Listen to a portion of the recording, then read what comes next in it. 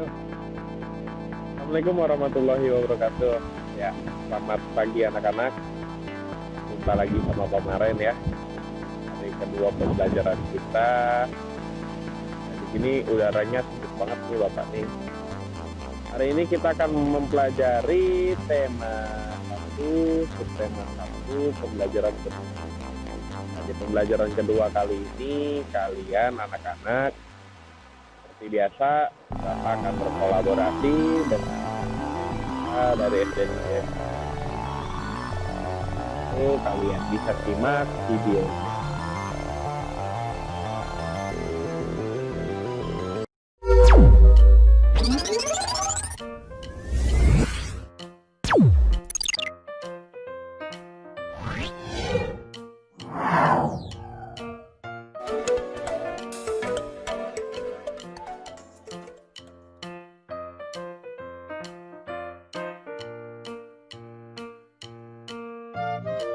Assalamualaikum, selamat pagi anak-anak. Ketemu lagi dengan Ibu Guru. Kali ini kita memasuki pembelajaran 2. Kemarin kita sudah belajar tentang tema 1, hidup rukun, subtema 1. Hidup rukun di rumah, pembelajaran 1. Nah, kali ini kita akan melanjutkan ya pembelajaran kedua. Kita simak bersama ya.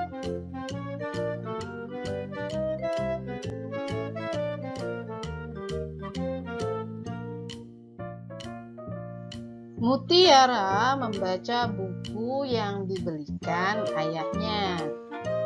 Perhatikan sampul bukunya.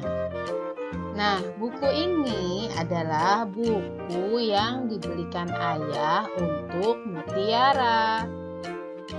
Nah, buku ini ada sampulnya anak-anak. Di dalam sampulnya itu terdapat gambar burung Garuda. Nah, tentunya kalian sudah pernah melihatnya ya.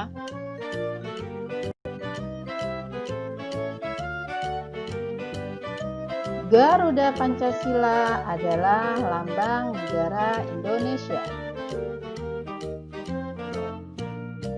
Burung Garuda besar, gagah, perkasa. Lihatlah perisainya. Nah, anak-anak bisa melihat perisainya di dada burung Garuda. Perisai itu memuat simbol dari sila-sila pada Pancasila. Pancasila adalah dasar negara kita. Nah, di dalam Garuda Pancasila ini ada perisai, di mana perisainya tersebut terdapat simbol-simbol sila-sila Pancasila. Dan di sini kita bisa melihat di dalam perisai ini ada gambar bintang, ada rantai emas, ada pohon beringin, ada kepala banteng, dan ada padi dan kapas.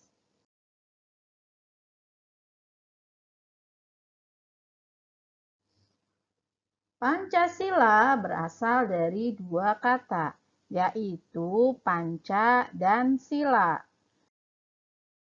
Panca sendiri artinya adalah 5. Sedangkan sila itu sendiri artinya adalah dasar atau aturan. Jadi, Pancasila artinya adalah 5 dasar atau aturan. Makanya di sini dalam perisainya ada 5 gambar yang menunjukkan masing-masing sila pada Pancasila.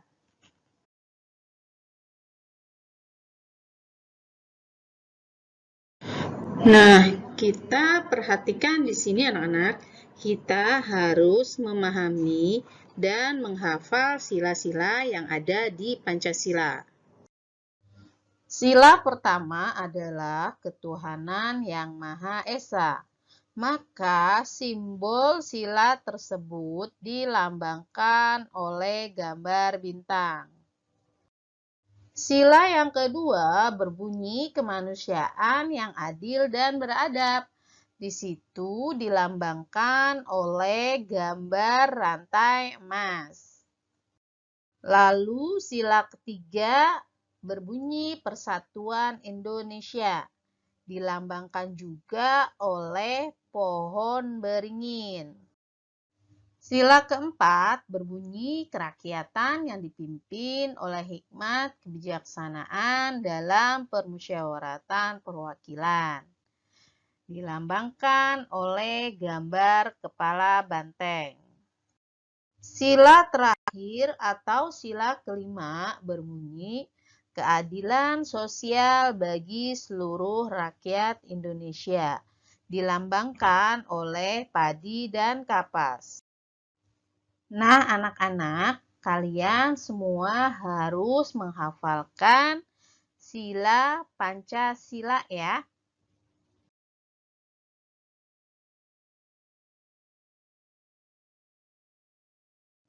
Nah, sekarang kita ingat lagi ya. Sila pertama adalah simbolnya bintang. Sila tersebut berhubungan dengan ketuhanan yang Maha Esa.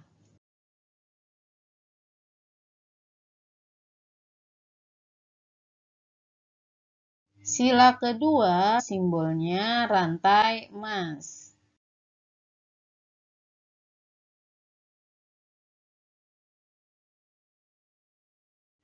Sila ketiga simbolnya adalah pohon beringin.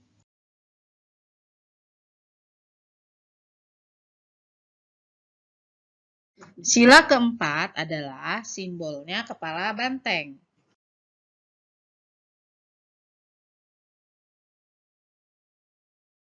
Dan sila kelima adalah simbolnya padi dan kapas.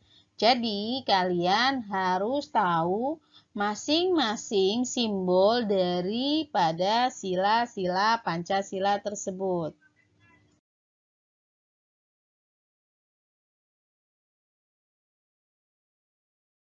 Contoh penerapan sila pertama pada Pancasila. Jadi, sila pertama Pancasila itu berhubungan dengan kegiatan keagamaan kita. Dan berhubungan juga tentang kegiatan beribadah kepada Tuhan. Jadi, sila pertama pastinya tentang beribadah. Nah, dalam gambar ini kita tahu ini adalah menerapkan sila pertama Pancasila. Contohnya, keluarga yang sedang sholat berjamaah. Kemudian gambar kedua, keluarga yang berdoa sebelum makan. Gambar selanjutnya ada keluarga yang beribadah ke gereja. Gambar selanjutnya ada keluarga yang sedang beribadah di pura. Kemudian ada juga gambar keluarga yang beribadah di wihara. Dan gambar yang terakhir adalah gambar keluarga yang sedang beribadah di kelenteng. Dari keseluruhan gambar ini merupakan menerapkan sila pertama Pancasila.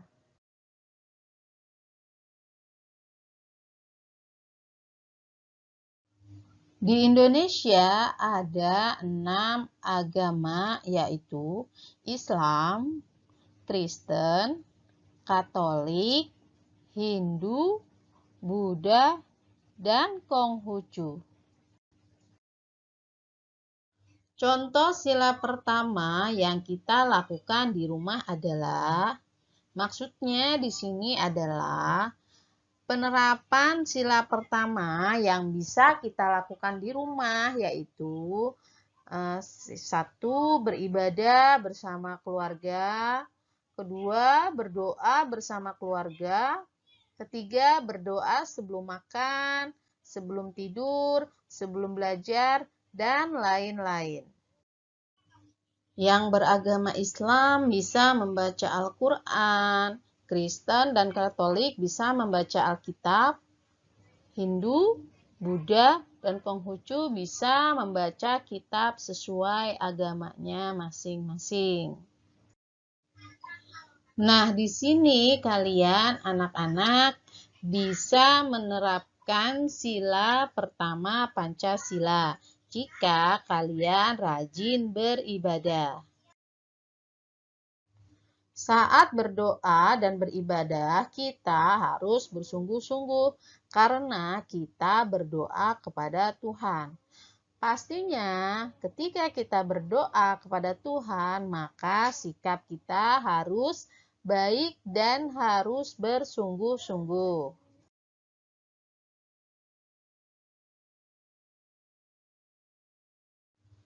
Apakah kalian masih ingat dengan kata ungkapan? Ungkapan adalah kata yang memiliki arti lainnya. Masih ingatkah kalian arti dari ungkapan buah tangan dan buah hati? Nah, pelajaran tentang ungkapan ini sudah kita pelajari bersama di pembelajaran 1.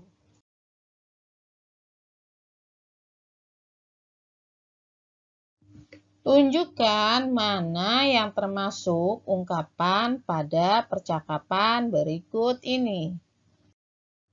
Ada percakapan antara Udin dan Mutiara. Nah, kita akan baca percakapan ini, lalu kita akan mencari untuk menemukan kata ungkapan di dalam percakapan tersebut.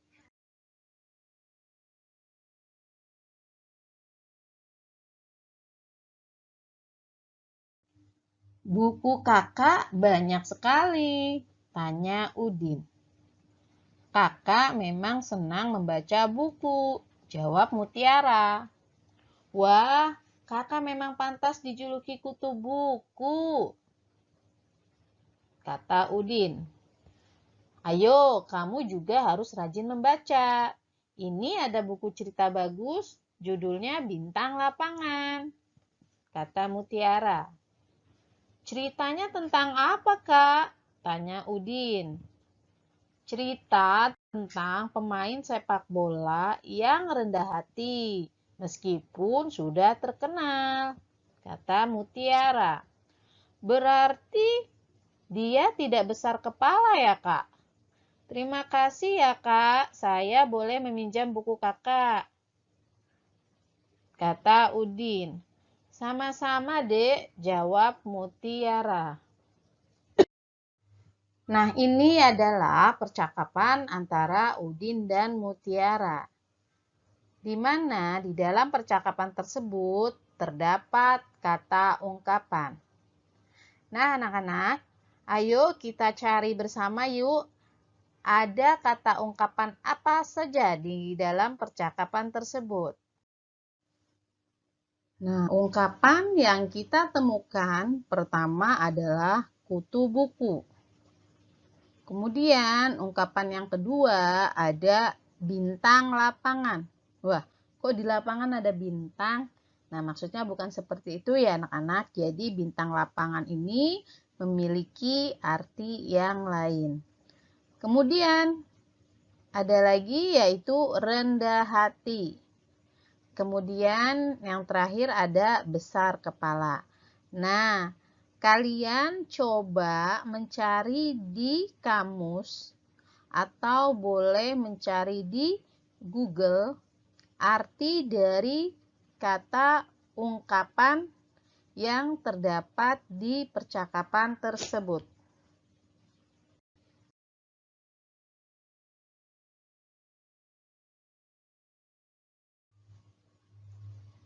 Sekarang kita bahas satu persatu ya. Yang pertama ada ungkapan kutu buku. Kutu buku ini artinya orang yang suka membaca buku. Ingat ya anak-anak, kutu buku artinya orang yang suka membaca buku. Bukan berarti kutu buku itu adalah buku yang ada kutunya. Jadi ungkapan ini memiliki arti yang lain. Kemudian yang kedua adalah bintang lapangan. Nah, di sini ungkapan bintang lapangan bukan berarti di lapangan ada bintang. Tetapi ungkapan di sini memiliki arti yang lain, yaitu orang yang ahli dalam olahraga. Selanjutnya kita lihat ada ungkapan rendah hati. Artinya tidak sombong. Ingat, rendah hati adalah artinya tidak sombong. Dan kemudian ada juga ungkapan besar kepala.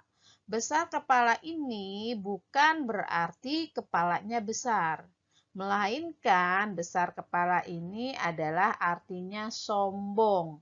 Nah, sombong ini adalah salah satu sifat yang harus kita jauhi ya. Jadi, sifat sombong ini kita tidak boleh memiliki sifat sombong ini ya, karena sifat sombong ini adalah sifat yang tidak baik.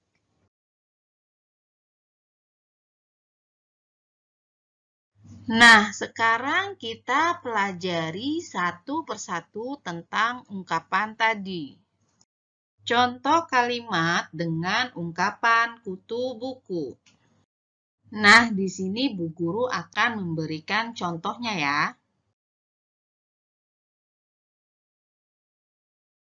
Dio itu anak yang kutu buku. Dari kalimat ini kita bisa mengetahui artinya Dio itu anak yang suka membaca buku. Karena kutu buku itu artinya suka membaca buku.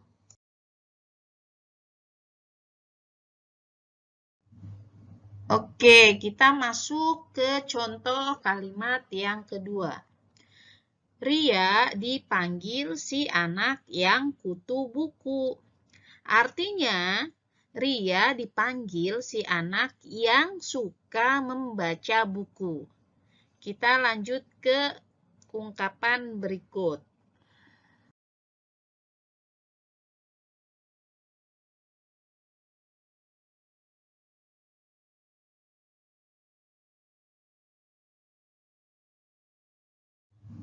Contoh kalimat dengan ungkapan bintang lapangan.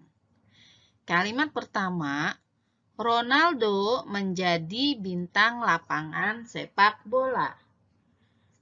Artinya, Ronaldo menjadi pemain yang ahli dalam bidang olahraga sepak bola. Karena bintang lapangan itu sendiri memiliki arti pemain yang ahli dalam bidang olahraga. Kita simak kalimat yang kedua. Susi Susanti menjadi bintang lapangan bulu tangkis. Artinya, Susi Susanti menjadi pemain yang ahli dalam bidang olahraga bulu tangkis.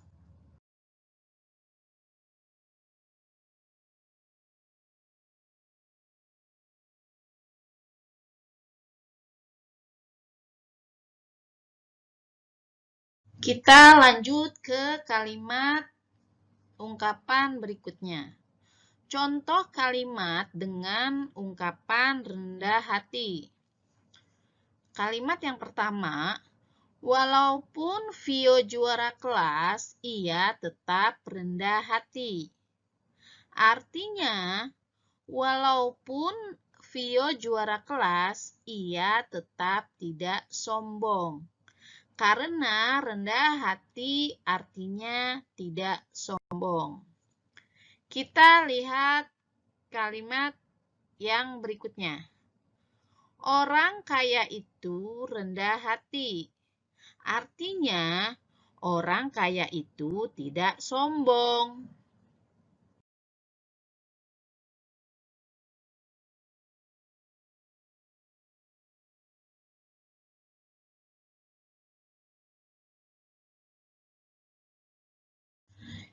Kita lanjut pada kalimat ungkapan berikutnya.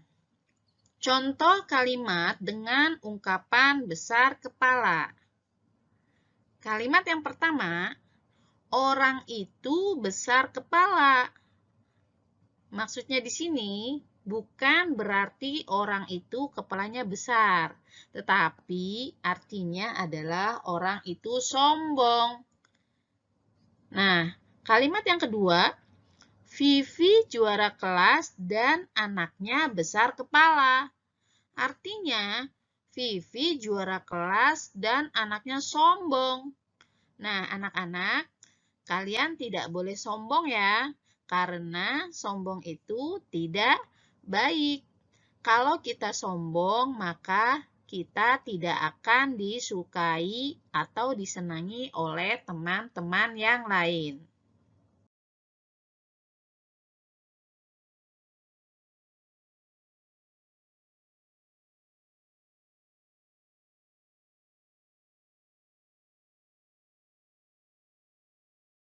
Nah, dari percakapan tersebut kita sudah menemukan beberapa kata ungkapan, yaitu kutu buku, bintang lapangan, rendah hati, dan besar kepala. Nah, dari percakapan ini ada pertanyaan yang harus kalian jawab.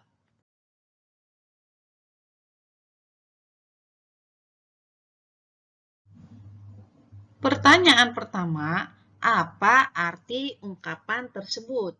Nah, tadi Ibu Guru sudah menjelaskan ya ungkapan yang terdapat dalam percakapan tersebut. Nah, sekarang kalian coba ingat apa saja ungkapan yang terdapat dalam percakapan tersebut. Ya, ada apa itu kutu buku?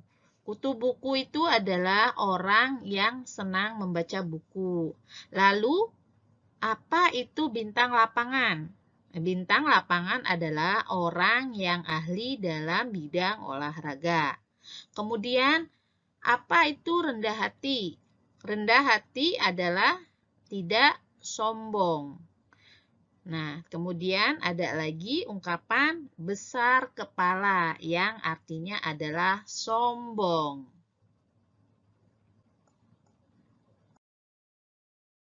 Pertanyaan kedua, apakah Udin dan Mutiara saling menyayangi? Ya, Udin dan Mutiara saling menyayangi. Pertanyaan ketiga, bagian percakapan manakah yang menunjukkan mereka saling menyayangi? Nah, tadi ada si Mutiara meminjamkan buku kepada Udin. Itu menunjukkan bahwa Mutiara menyayangi Udin. Dengan Mutiara meminjamkan buku kepada Udin, terbukti mereka saling menyayangi. Pertanyaan keempat, pengamalan sila keberapakah yang ditunjukkan oleh Udin dan Mutiara yang saling menyayangi? Nah, saling menyayangi ini adalah pengamalan sila Pancasila yang kedua, yaitu kemanusiaan yang adil dan beradab. Pertanyaan kelima, apakah kamu menyayangi kakak, adik, saudara, dan orang tua di rumah? Ibu guru yakin kalau kalian pasti sayang kepada orang tua kalian dan saudara-saudara kalian di lingkungan sekitar kalian. Pertanyaan nomor 6. Tuliskan contoh pengalamanmu yang menunjukkan kamu menyayangi kakak, adik, saudara, atau orang tuamu. Nah, anak-anak, coba kalian buat pengalaman kalian yang menunjukkan kasih sayang kalian kepada orang-orang di sekitar kalian. Misalnya seperti kakak, adik, saudara, atau orang tua. Contohnya, Misalnya kalian membantu orang tua mencuci piring. Nah, itu adalah salah satu contoh kasih sayang kalian kepada orang tua. Atau bisa juga kalian berbagi makanan terhadap kakak atau adik kalian. Dan itu juga merupakan contoh dari kasih sayang. Nah, di sini ibu guru punya gambar. Ada 5 gambar bagaimana cara berjalan dengan baik. Gambar pertama adalah berjalan ke depan. Nah, perlu diingat ya, anak-anak, kalian kalau berjalan jangan mundur ya, karena kita tidak bisa melihat bagian belakang kita. Berjalan yang tepat atau baik itu adalah ke depan. Sikap berjalan yang baik, pandangannya lurus ke depan. Nah, ketika kaki kita melangkah, tangan kita juga mengayun. Lalu, berjalan ke belakang pun boleh dilakukan, tetapi harus dengan pengawasan orang dewasa. Supaya orang dewasa bisa mengarahkan nanti ada benda di belakang kita atau tidak. Lalu ada berjalan ke samping. Nanti bisa kalian praktekkan di rumah ya. Dan berjalan berkelompok dengan rapi. Nah, sekarang kita akan belajar tentang teknik berjalan yang baik. Yang pertama adalah sikap badan kita saat berjalan itu harus tegap, tidak bungkuk. Saat berjalan harus dimulai dari kaki kiri. Saat kita berjalan, maka kaki kita melangkah dan tangan kita mengayun. Langkah kaki dan ayunan tangan kita harus berlawanan.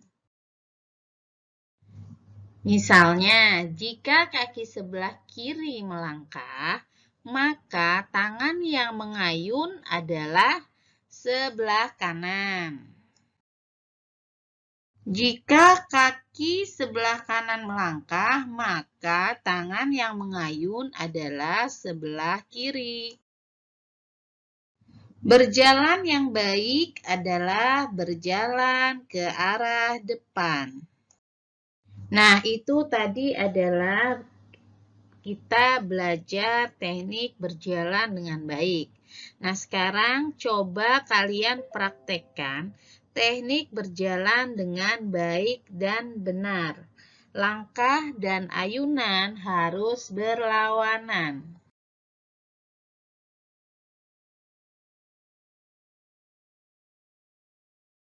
Demikian tadi anak-anak untuk pembelajaran kita hari ini di tema 1 hidup rukun, subtema 1 hidup rukun di rumah pembelajaran 2. Semoga video pembelajaran hari ini bisa bermanfaat untuk kalian saat belajar di rumah.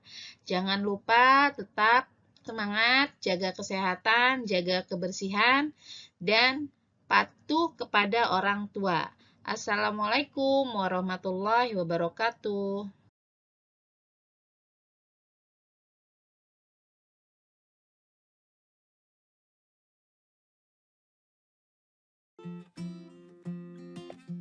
Gimana video pembelajaran hari ini? Apakah kalian menyukainya? Kalau menyukainya, jangan lupa subscribe, like, dan jangan lupa kalau bisa komen juga ya. Nah, untuk akhir penutup ini, kalian bisa mengerjakan soal yang sudah Bapak siapkan. Atau mungkin bisa lihat linknya di bawah. Tapi yang bisa hanya menggunakan akun dinas saja. Terutama akun GSE, Google Suite Education. Oke. Nah, penutupnya kali ini jangan lupa selalu cuci tangan dimanapun atau setelah melakukan apapun, dan jika keluar rumah selalu menggunakan masker. Nah, kita jaga kesehatan badan kita supaya kita tidak terjangkit penyakit apapun. Ini Bapak pakai dulu maskernya ya.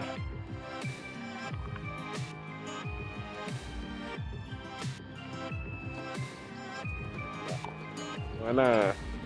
Pakai masker nggak kalah keren kan Bapak? Oke. Wabillahi taufiq wal hidayah. Wassalamualaikum warahmatullahi wabarakatuh. Bye bye. Sampai jumpa besok lagi.